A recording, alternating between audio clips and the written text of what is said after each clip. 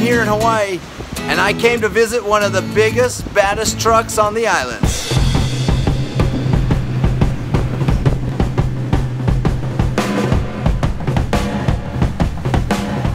So it's a lot of fun shifting through the gears on sand, you know. Really got to bring it up high and then shift fast, get it going, but it loves to fly through it.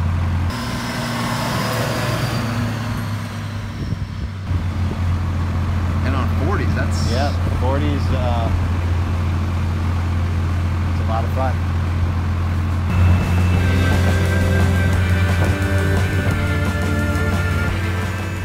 Original owner? Original owner. When did you put the Cummins in it? So I put the Cummins in it in 2007, I think I started, and it took me roughly 2 years probably, taking my time, and the budget was a big deal, so slowly and surely got it in there.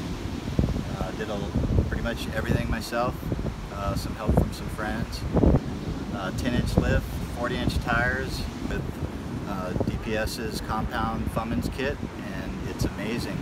It's cool as could be. I don't see anything over 1400 at all, ever. And spool up is almost instant. It'll clean up really well. The compounds help amazingly keeping the EGTs down at full throttle and give me a lot more pedal, you know, that I can really keep going. Yeah. Well, will you show us under the hood really fast? Yeah, absolutely. Oh, they're amazing. So originally it had a VGT turbo that I adapted on there, and that was a lot of fun, but it was real hot on the, you know, the higher end, and we went with DPS's Compound Fummins kit, and it's amazing.